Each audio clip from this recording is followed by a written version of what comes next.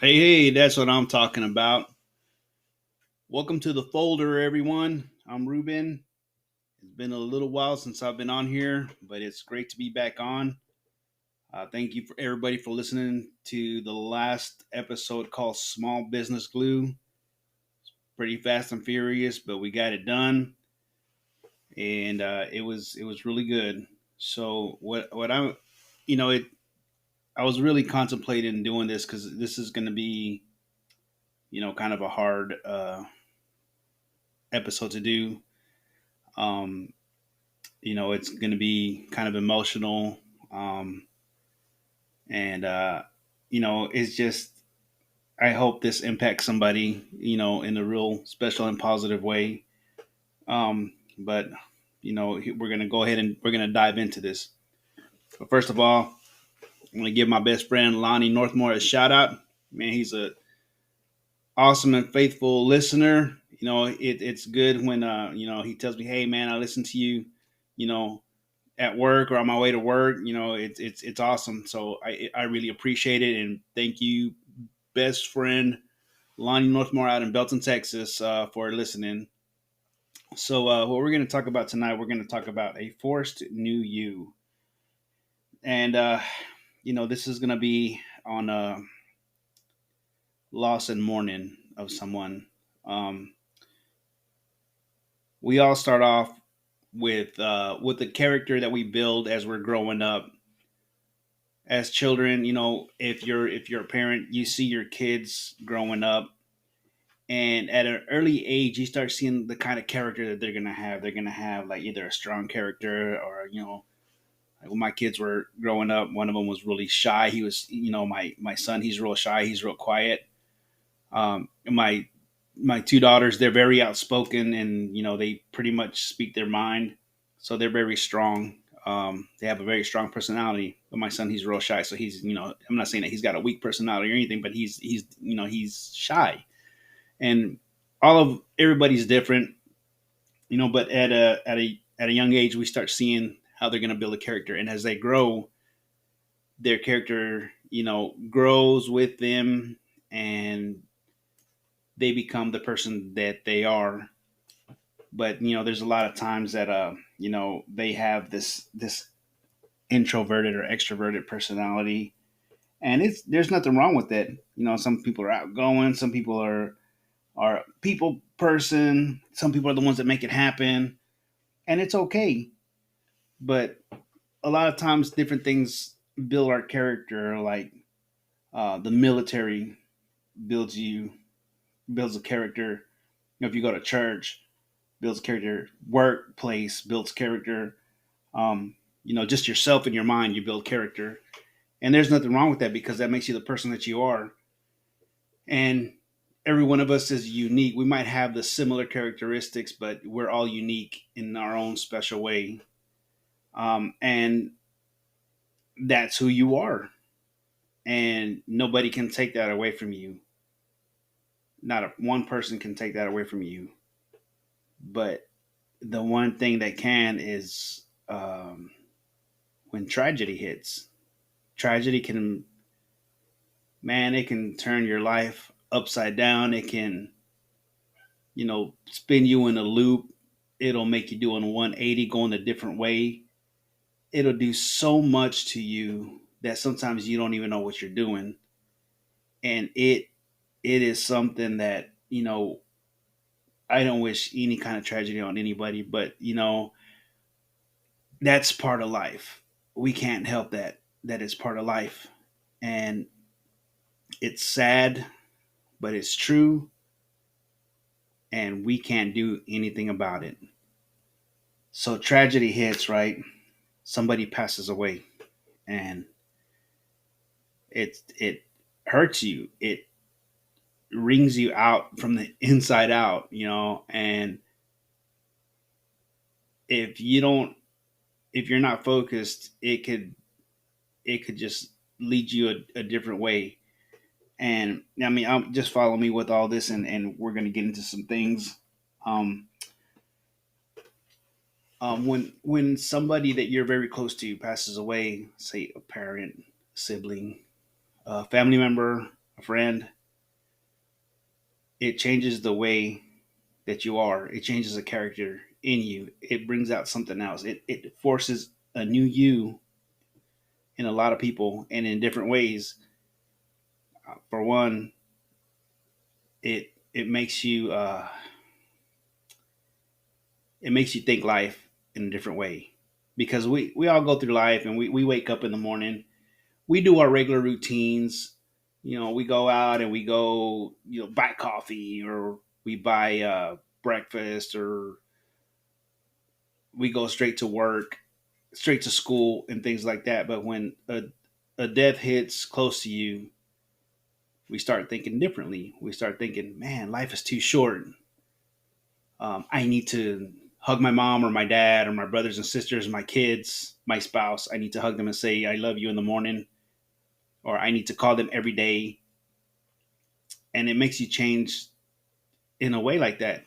And it's good. It's good that you change like that. But look what has to happen for that to happen. And it forces a new you. It makes you do things on your own. Because if you're dependent on somebody, like I'm talking about like a lot, like if you're dependent on your mom or dad, or your spouse, or your brother or sister, or on your kids, that you're very dependent on them, especially when it comes to like kids and spouses. It's really hard, because sometimes people get so dependent on that person, that, let's just say, for instance, that the husband does everything for the wife. And it's good because he's being a gentleman. He's being old school, or you can call it whatever you want. But he drives everywhere. He orders food for both of you. He uh I mean, he does everything for you. Vice versa too. The wife does everything for the husband. She orders everything. She drives him around sometimes. Um, and they just depend on that one person. But when that person passes away, what are you left with? You're left with, like, how am I going to do this? Same thing with kids. When kids depend on their parents so much, and I don't care how old you are. You can be 60 years old to being a kid, a teenager, and you're dependent on one of your parents for so long and for so much things, to take you here, take you there, do this, giving you money, giving you, hugs, giving you this, doing everything that you need to do, or everything that you want, and they go out of the way to do it, and then they're gone. What are you left with? You're left with, what am I going to do? How am I going to do it? Who's going to do this for me? And it brings out a force new you, because you have to start doing everything by yourself. You have to go out there.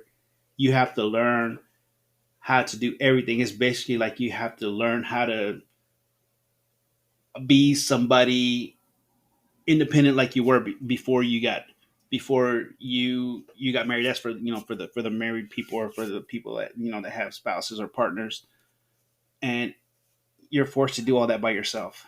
And sometimes it's sad, because they don't know how to do it, or they don't have any idea how to do it. And if they don't have kids, it's very hard for them. If they have kids, sometimes kids grow up, they go out, they leave the house and things like that, and they're hardly ever there to help, the parent or whatever the case may be. And and it's very sad. For kids, it's they depend on parents a lot, and when a parent passes away, it's like they have to grow up very fast. They have to get this mentality, like basically like I have to raise myself. Even if they have like older siblings and things like that, or if they have their other parent. Of course, like I lost my father about a year ago, and it was very heartbreaking because it's like I expected my dad to live a lot longer. Um, and and we were trying to do things for him, and I'm gonna be upfront. I'm gonna tell you guys what it was. If I have family members that get mad at me, hey, you know what? It's my dad. I can talk about my dad if I want. I don't care who says anything. He's my dad. I can talk about him. My dad had he passed away from kidney failure, and we were trying to do so much to get him a new kidney and things like that, and he was going through dialysis and things like that, and it was just too much for him. And I remember it was last year.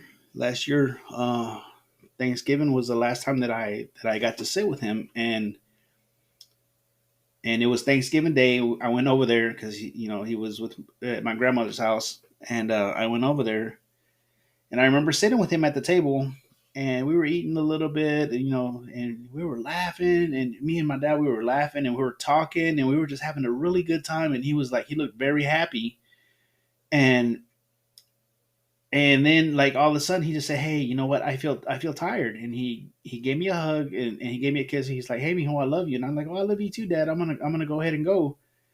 And he went to the room and he fell asleep. And I was like, "Okay, well, I'm gonna go." And I said, "I'm gonna come back." I said, "Dad, I'll come back this weekend and see you." And we'll sit and we'll talk some more. Because I had a lot to say to him.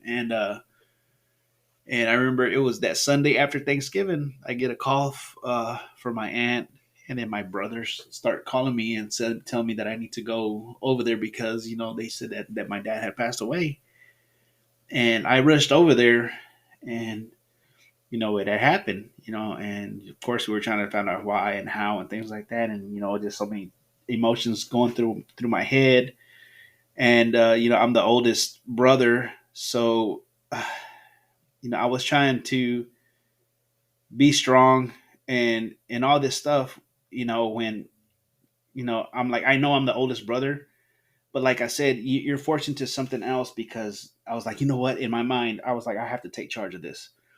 So it was kind of hard. It was a couple of things that were going on, and I'm not going to get into it, but there was some other things that were going on, apart from my father passing away, but that's for something else or another story, or whatever.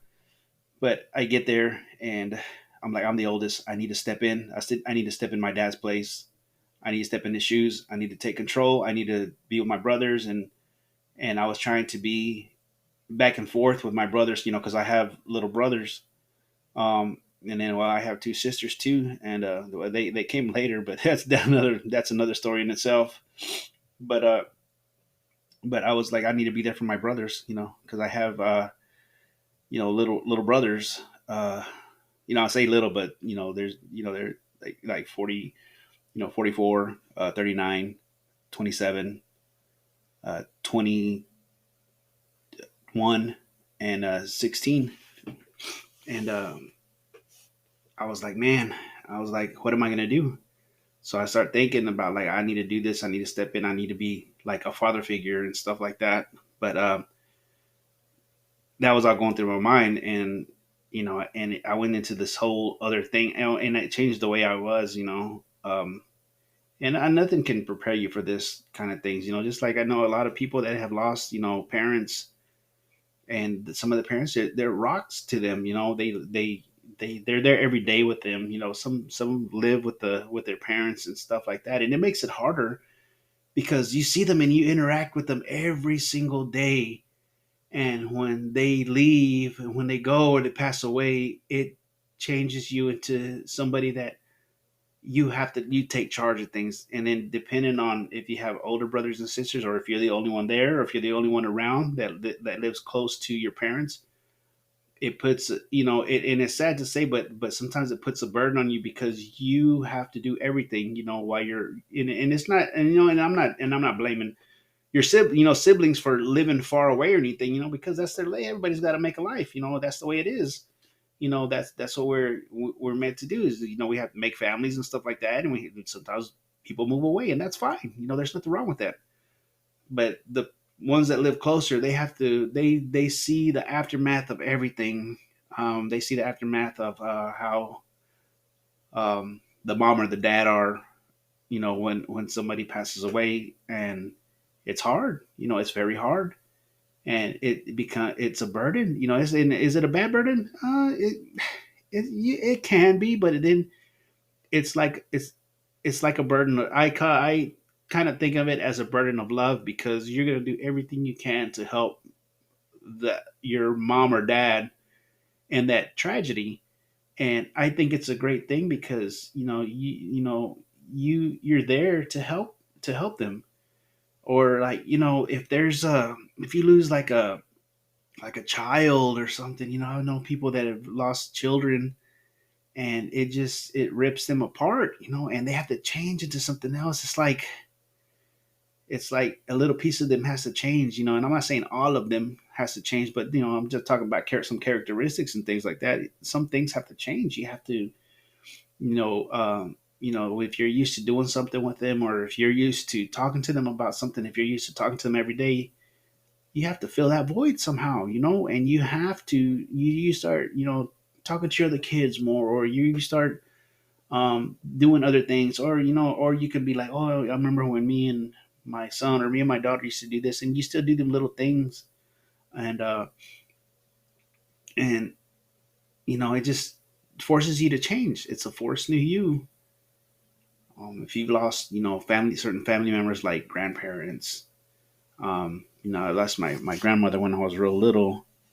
Lost both my grandfathers, and I have my grandmother on my dad's side. My dad's mom is still living, and it's just it's tragedy is very sad. It is very sad, and we can't we like I said before, we can't be ready for this. And it's really sad. I look at look at, if you've lost friends. I lost a lot of friends, as I was growing up, and it's very sad. The military, if you look in the military and you've lost, people that have served with you, if you lost them in combat, or you lost them like here, or you lost them to like suicide, or whatever the case may be, it's very sad, and it just hurts. It just hurts you, and it changes you into something else. Not in a bad way, but it's like you have to readjust your life, and you have to tweak some things, so you can be able to wake up every morning and get up. I know for myself that, like, it took me a while, and I was like, I remember I was crying and crying and crying and crying, because I would just listen to my dad's. He left me voicemails before, and I would play them over and over and over and over again, and I would go to sleep crying. I would wake up in the morning and I would play them, and I would start crying. And I know, like, we didn't go to work for a while because we had to do a bunch of arrangements and stuff like that, and it was everything was, it was getting hard financially and things like that. And I didn't want to get up. I didn't want to do nothing, But then I was like, oh, we have to get up. I gotta call my brothers and see that, And they would call me, and we would all encourage each other. All of us would call each other like, hey, how you doing, bro? We're doing okay, this and that. But it's like I had to force myself to get up, and I would just sit there and just cry and remember all the good times. I started looking at pictures and just started remembering about all the memories that I had. And it's hard, it's really hard. and it's still hard to this day. I just had a really good time. That's why I tell you guys. At the beginning, I was really contemplating about doing this because I knew it was going to be something very emotional. For me and for everybody. That's lost somebody. But what can we do? What can we do to uh, to overcome this? Sometimes there's some things that you can do. One thing is that you have to learn how to just take a deep breath and like, hey, you know what? I got to make this happen. I got to get up. I got to do all these things, and I have to start moving because what good is it going to do for just us to be laying around? Yeah, we got to mourn, and I'm saying mourn. If you have to cry, cry. You have to cry it out. If you're by yourself, if you're with your brothers or sisters, if you're with your kids or somebody, you have to cry this out, and you have to. And when you cry, it makes you feel better because you're getting all them sentiments out, and it's like coming from within your heart and deep in your soul, and you're crying and you're crying, and it's good for you to cry, and it's okay for you to cry. So don't feel that you have to not cry or anything, because it's you have to, and it's good for you. It's good for you to cry. You have to, because you can't just keep all that stuff inside, because if you keep all that stuff inside, it's gonna hurt you more. It's gonna cause you a lot of pain, physically, mentally, emotionally, spiritually. But so you have to cry it out, and it's okay. Cry it out. You know, um, you can go talk to a counselor. Talking to a counselor is really good. I recommend it for anybody. Talk to the counselor and say, "Hey, I'm going through this problem," and do what you have to do to help yourself. Because if you can't help yourself, how are you going to help the rest of your family? How are you going? If you're the, like, I say, the next in line to take over everything and to help everybody and to be there, how are you going to help them if you can't help yourself? You have to do something, and you have to talk to a counselor. You do what you have to do to start moving around and start taking charge of things. My dad used to say, you need to take charge, son. Take charge. And we have to do that. We have to do that in the absence of the person that used to be there.